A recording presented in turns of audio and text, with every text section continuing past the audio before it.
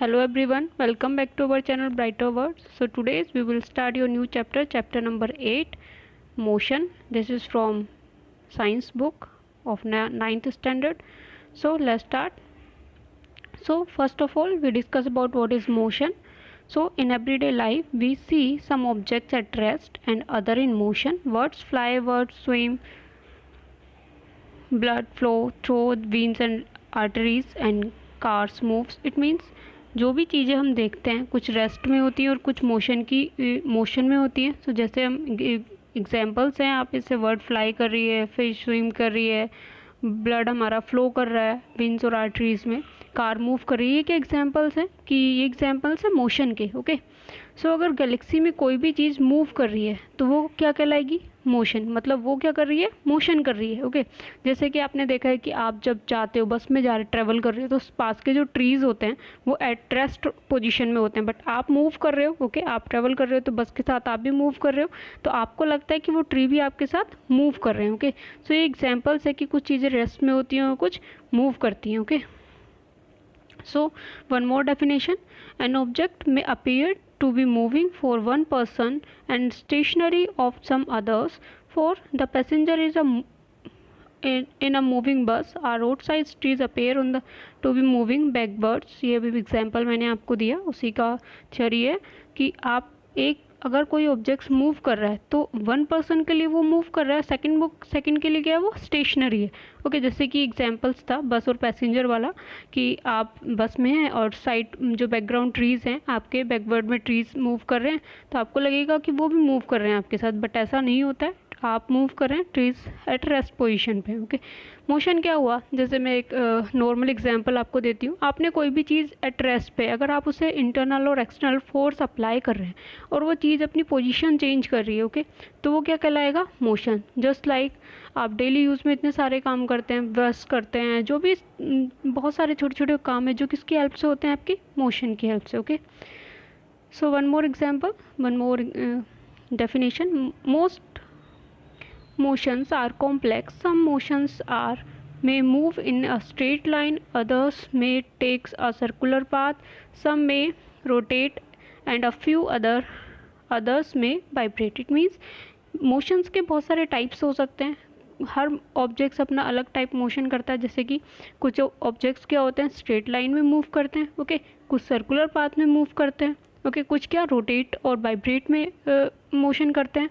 So there are we situations involving a combinations of these. तो यहाँ पे different situation होती है जिनके कॉम्बिनेशन से हम बताते हैं कि क्या चीज़ कैसे मूव कर रही है, कैसे मोशन हो रहा है. In this chapter we shall first learn to be discuss motion of object along a straight line. We shall also learn to express such motions through simple equations and graphs. So ये जो chapter है आपका 8 chapter motion, यहाँ हम पढ़ेंगे कि straight line motion क्या होता है. ओके, कैसे हम एक स्ट्रेट लाइन मोशन या फिर मोशन को ग्राफिकल इक्वेशन से, जो इनकी इक्वेशंस होती है मोशन की, उन्हें हम शो करते हैं. ओके, ग्राफ की हेल्प से. सो डिस्क्राइबिंग मोशन, ये आपको इसी बुक से लिया गया. We describe the location of an object by specifying a reference point. एक पर्टिकुलर पॉइंट से, जस्ट लाइक यहाँ पे एक ऑब्जेक्ट है.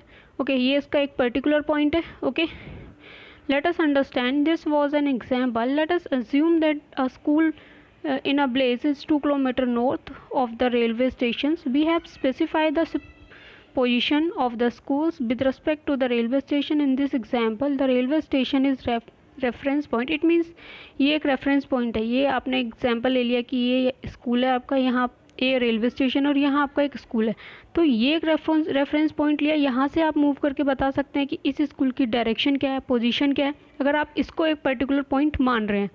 ओके, तो इससे हम क्या, जो आपका ऑब्जेक्ट है उसकी स्पेसिफिक पोजीशन बताते हैं. ओके, उसके लिए हमें एक पर्टिकुलर रेफरेंस पॉइंट चाहिए होता है जो एक क्या होता है?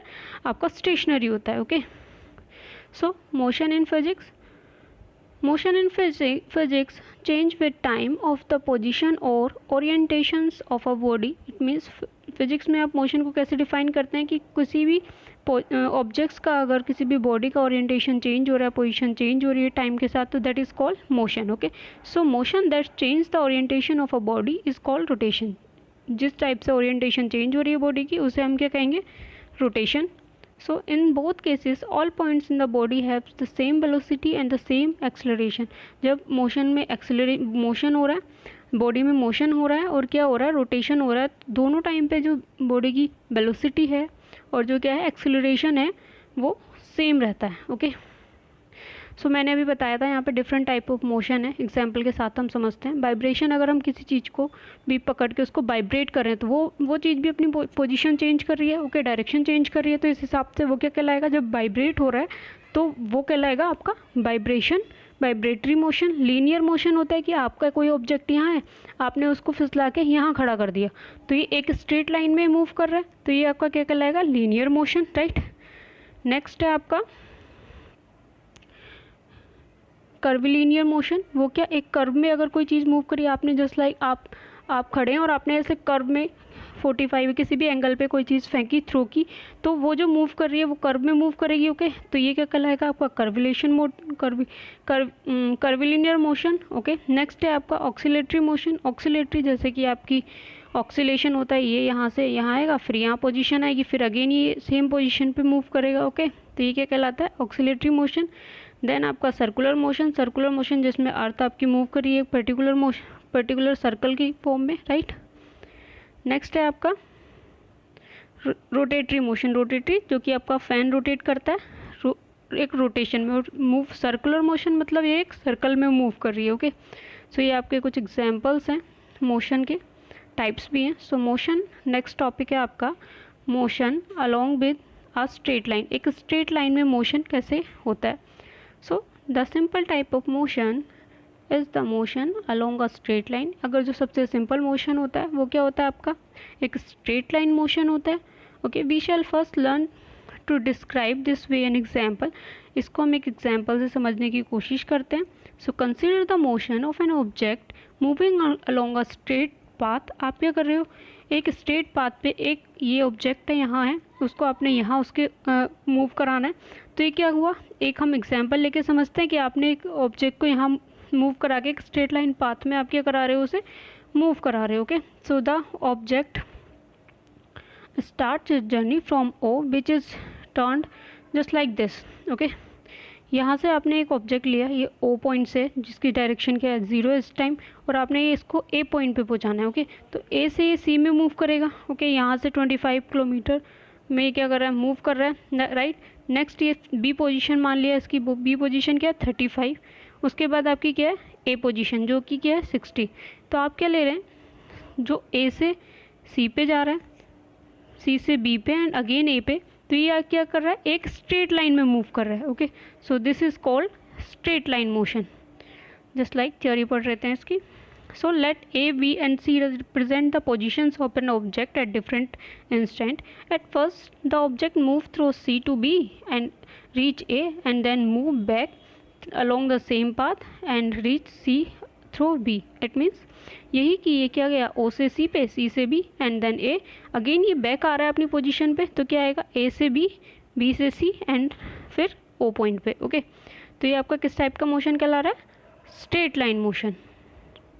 नेक्स्ट है आपका uniform motion and non uniform motion. क्या होता है, फर्स्ट आपने क्या टॉपिक पढ़ा, मोशन. सेकंड क्या है, स्ट्रेट लाइन मोशन. नेक्स्ट क्या है, uniform motion and non uniform motion. Uniform motion क्या कहलाएगा, यूनिफॉर्म मोशन उस टाइप का मोशन होता है जब आपने पर्टिकुलर डिस्टेंस पे आप पर्टिकुलर टाइम ले रहे हो. मतलब आपने अगर 1 किलोमीटर चला, ओके, तो 1 किलोमीटर में आपने 5 मिनट लिए. ओके. नेक्स्ट आप 1 किलोमीटर चल रहे हो, फिर आप क्या ले रहे हो 5 मिनट. नेक्स्ट 1 किलोमीटर, तो आप क्या ले रहे हो 5 मिनट. तो ये आपका क्या कहलाएगा, uniform motion. Okay. Non uniform motion क्या कहलाएगा, आपने 1 किलोमीटर ट्रैवल किया 5 मिनट में, नेक्स्ट 1 किलोमीटर 6 मिनट में, नेक्स्ट 1 किलोमीटर 7 मिनट में. तो डिफरेंस आ गया टाइमिंग में. ओके. तो ये आपका क्या कहलाएगा, non uniform motion. Okay. So इसकी थ्योरी पढ़ते हैं. Consider an object moving along a straight line, let it travel 5 metre in and first second. ये कर रहा है 5 मीटर 1 सेकेंड में जा रहा है, 5 metre more than next second में. ऐसे ही क्या कर रहा है, जैसे मैंने अभी आपको एग्जांपल दिया कि ये क्या कर रहा है 5 मिनट में कवर कर रहा है डिस्टेंस. तो ये आपका क्या कहलाएगा, इक्वली डिस्टेंस ट्रेवल कर रहा है in equal time. Okay, time भी सेम है, आपका हर टाइम में 5 मिनट ले रहा है, और डिस्टेंस भी सेम है कि 1 किलोमीटर ट्रैवल कर रहा है, देन 1 किलोमीटर, देन 1, तो ये क्या कहलाएगा आपका uniformly motion. Okay, the time travel in this motions should be same. In our day-to-day life, we come across motions where objects cover unequal distance in equal interval of time. मतलब unequal distance cover कर रहा है, time equal है। When a car is moving on a crowd street, on a person of jogging in a park, there are some instant of ununiform motion। मतलब 5 second में या 6 second में आप time तो आप ले रहे हो और डिस्टेंस आप डिफरेंट कवर कर रहे हो, या फिर डिस्टेंस आपकी टाइम और टाइम क्या है, डिफरेंट है। या तो डिस्टेंस सेम है, टाइम डिफरेंट है, या टाइम सेम है, डिस्टेंस डिफरेंट है, मतलब इक्वालिटी नहीं है टाइम और डिस्टेंस में, तो आपका ये कहलाएगा अनयूनिफॉर्म मोशन। ओके, जैसे कि आप जॉगिंग कर रहे हो तो उसका टाइम डिफरेंट हो सकता है, या फिर आपने 5 मिनट में 1 किलोमीटर जॉगिंग की और नेक्स्ट आप 5 मिनट में 2 किलोमीटर कर पा रहे हो, तो ये टाइमिंग डिफरेंट हो सकता है। ओके, नेक्स्ट है different object may take different amount of time given distance. Different time वो लेते हैं एक डिफरेंट डिस्टेंस के लिए। ओके, यहाँ से हमें पढ़ना है कि एवरेज स्पीड क्या होती है, कितनी स्पीड से एक ऑब्जेक्ट मूव कर रहा है। Okay, so the rate at which object can move can be different. Also different objects can move at the same rate. One of the way of measuring the rate of motions of an object is to find out the distance traveled by the object in unit time। एक unit time में एक कितना आप distance travel कर रहे हो। Okay, ये बताता है। So this quantity is refer to as speed. तो ये जो मतलब स्पीड क्या हुई, स्पीड होता है क्या आपका, स्पीड इक्वल्स टू जितना आपने डिस्टेंस कवर किया। ओके, उस डिस्टेंस को कवर करने में आपने कितना टाइम लिया। Okay, speed is distance taken by time, कितना आप टाइम ले रहे हो कितनी डिस्टेंस कवर करने के लिए, वो क्या कहलाएगी आपकी speed. Speed v equals to S upon T, where v is speed and s is distance and t is time. Okay, so ये तो था आपका स्पीड क्या होती है। अब एवरेज स्पीड आपको पढ़नी है, एवरेज स्पीड क्या होती है। So this is represent by the symbol of आपकी जो मीटर पर सेकंड। इट मीन जो आप स्पीड मेज़र कर रहे हो, ओके, मीटर पर सेकंड में होती है। कैसे होती है, स्पीड हुई आपकी v, राइट, s हुआ आपका डिस्टेंस और टाइम हुआ t। आप किस में डिस्टेंस किस में ट्रैवल मेज़र करते हो, मीटर में, और टाइम किस में, सेकंड में। तो क्या हुआ, मीटर पर सेकंड। समझ आया कहाँ से यूनिट आती है।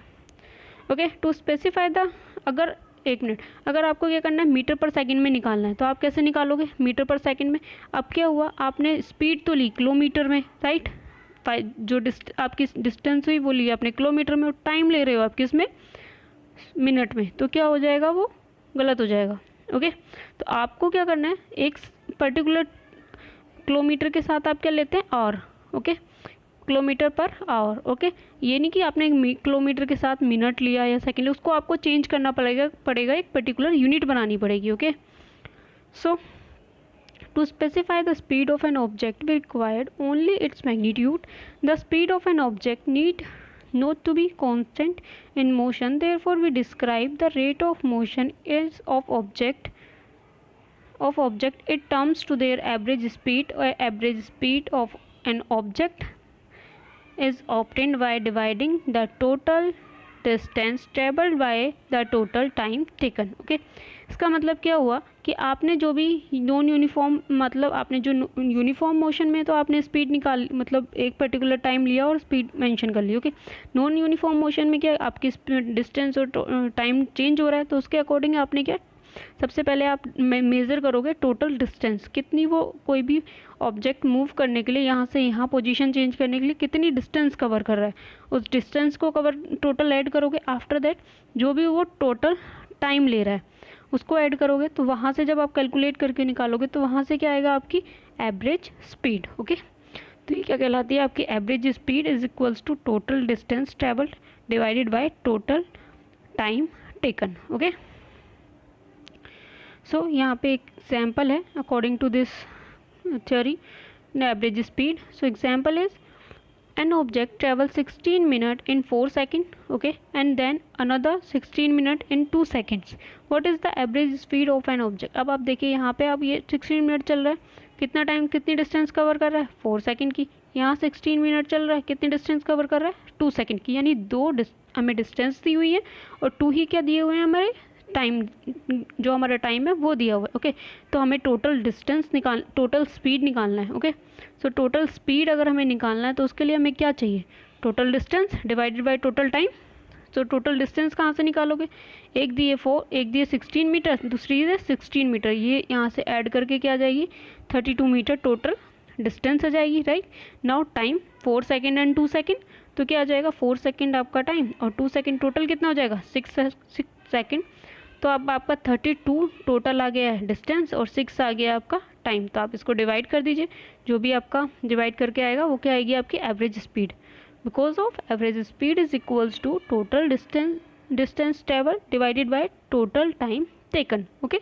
तो 32 आपकी टोटल डिस्टेंस आई थी और 6 आपका क्या आया था, टाइम आया था। तो आपने डिवाइड किया इसको तो क्या आ गया 5.33 metre per second, because of हमारा जो डिस्टेंस है वो मीटर में है और जो टाइम है वो किस में दिया है, सेकेंड में दिया है, ओके। तो आप यहाँ से इजीली निकाल सकते हो। So therefore the average speed of an object is 5.33 metre per second.